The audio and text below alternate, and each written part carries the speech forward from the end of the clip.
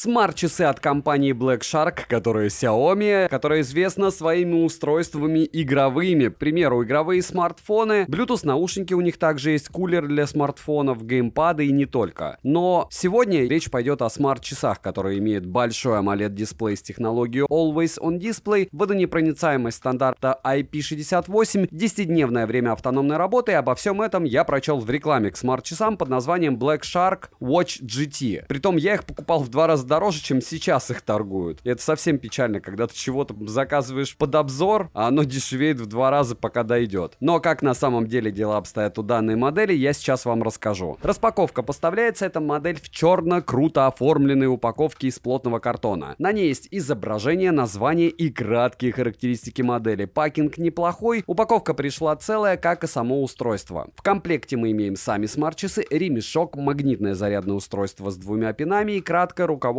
пользователя на русском языке. Вес смарт-часов вместе с ремешком 43 грамма, а габариты 39 на 45 на 13 мм, ширина ремешка 22 мм. 7 обзоров в неделю выгружаю, ежемесячно разыгрываю 5 Mi Band 7 серии, за лайк, подписку и комментарий к любому видео ежемесячно. Подписывайтесь на канал с колоколом и не забудьте подписаться на телеграм-канал скидок, взаимопомощи и мой личный телеграм-канал по ссылкам в описании, там всегда много всего полезного. Плюс на лайв-канале очень много дополнительного контента, который вам может понравиться. Не забудьте зайти на Польза.нет Лайв. Все розыгрыши 30 числа каждого месяца на стриме. Перейдем же к смарт-часам. Полетели! Поставляются GT в черной и серой расцветках. Дизайн устройства мне лично нравится. Выглядят смарт-часы привлекательно, но в то же время стандартно. Безеля нет, экран не утоплен, но он имеет слегка закругленные края. Качество материалов хорошее, корпус выполнен из металла и пластика. Но, как по мне, учитывая стоимость, над дизайном и качеством материалов можно было бы поработать получше. Смарт-часы при носке практически не ощущаются. На мужской руке, как и на женской, смотрятся неплохо, спать в них комфортно. Ремешок силиконовый, быстросъемный, с классической металлической застежкой. Ремешок я советую сразу же поменять на более качественный, кстати. При этом его однозначно хватит на первое время, но радовать он вас не будет. Далее на корпусе смарт-часов расположили 2 контакта для зарядки, микрофон с шумоподавлением ENC, динамик и датчик мониторинга здоровья, а с правого торца расположили кнопку. В стоке она выполняет функцию включения-выключения экрана и самого устройства. Переназначить команду возможности нет, за что минус, как и за то, что нет кнопки или команды для быстрого перехода, к примеру, к тренировкам. Летим дальше. Оснащены смарт-часы AMOLED-дисплеем на 1,78 дюйма с разрешением 358 на 448 точек. Подбородок есть и не маленьких размеров, технология Always On Display на борту с 2 стандартными стилями отображения. Выглядит он просто, да и настроек для него особо и нет. Яркость экрана 600 нит, при прямом попадании света на экран яркости хватает, да и в целом экран имеет отличное качество и хорошую цветопередачу. Но анимации в системе практически нет. Скроллинг не особо плавный, точнее не плавный. Перевод максимально плохой, как и шрифт. Автояркости на борту также нет. Автовыключение экрана максимум до 30 секунд. При поднятии запястья экран загорается стабильно, но не быстро. Включить экран тапом нельзя, как и выключить его, накрыв ладонью. Далее, с главного экрана по свайпам сверху вниз это панель быстрого доступа, в которой можно отрегулировать яркость экрана, включить режим «Не беспокоить» и не только. Снизу вверх уведомления, слева направо меню, а справа налево виджеты, которые можно настроить под себя. Но вот сортировать меню нельзя. В меню есть активность, телефон с набором номера, телефонной книгой и недавними вызовами. Измерение пульса, SPO2, мониторинг сна, уровни стресса, тренировки, записи тренировок, дыхательные тренировки, погода с подробным прогнозом, Bluetooth кнопка для удаленной фотосъемки, но только через приложение Shark Fit, музыкальный плеер для регулировки громкости и переключения треков, воспроизведенных на смартфоне. Загрузить музыку на сами смарт-часы нельзя. Далее в меню есть женское здоровье, калькулятор, фонарик, игра Young Bird, настройки, будильник, который можно завести прямо со смарт-часов, секундомер и таймер. Но в фоновом режиме работает только таймер. В настройках можно настроить силу вибраций. К слову, вибромотор неплохой, разбудить сможет, но я ожидал куда лучше вибромотор. Далее можно включить режим энергосбережения, режим в театре, еще некоторое количество настроек устройства. Летим дальше. Установлен здесь Bluetooth чип версии 5.2, связь с устройством, с которым они в паре держат стабильно и без причины не отваливаются. Подключить наушники Bluetooth возможности нет. К Wi-Fi часы также не подключаются, спортивных режимов на борту более 100 видов, но отслеживание плавания я не обнаружил, как и автоматического определения активности. Во время тренировки нельзя пользоваться плеером, да и настроек для тренировок практически нет, как и встроенного GPS на самих смарт-часах. В приложении можно включить различные напоминания, к примеру, напоминания о разминке или о необходимости попить воды. Перейдем к мониторингу здоровья.